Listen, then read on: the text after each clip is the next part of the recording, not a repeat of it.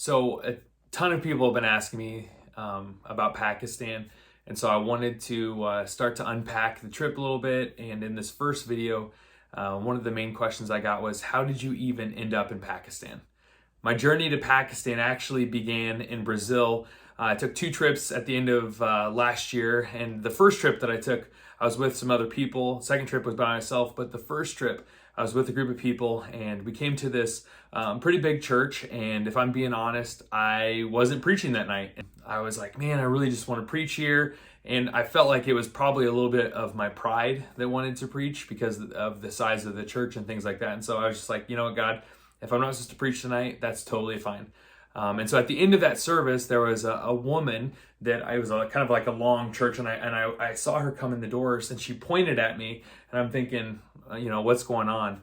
And so she comes forward to get an interpreter, and the gist of it was that she said, I had a vision, and God told me to come to Enrija Metodista and Juiz de Fora, which is the church that I was at, and she said that God showed me that you're a preacher, and no one in this city knew what I did for a living. And so she said, and I saw you in my vision. She explained this office that I'm in right now. She explained the bookshelf that I have in here and all these different things. And she said, God told me to tell you to quit worrying about money. All of the dreams that he put in your heart, he's going to fulfill those dreams, not to worry about resources. But the second thing he told me to tell you is that you need to spend more time with him. And in my head, I'm thinking, well, I write sermons. I spend time, with God. And she goes, and I know you write sermons, but he wants to spend time just with you.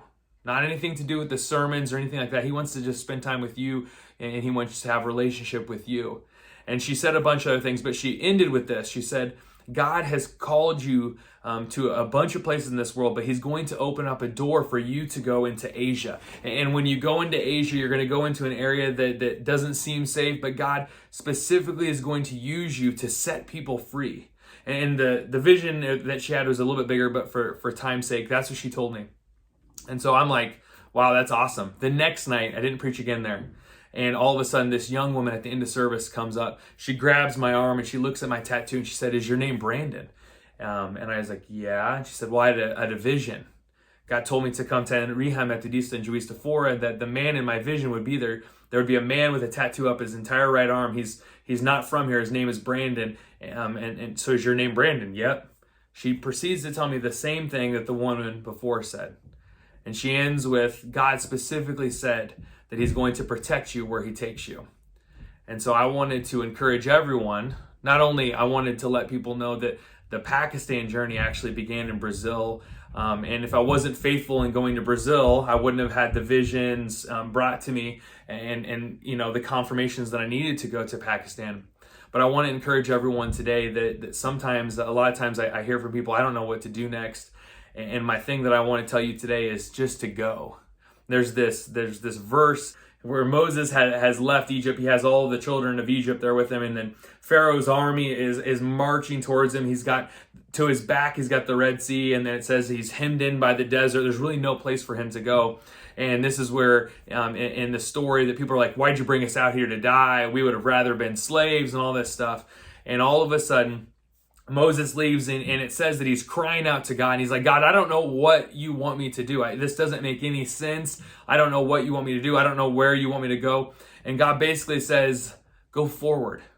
Moses, don't cry out to me. Go forward. And so that's the word that I have for you, is to go forward.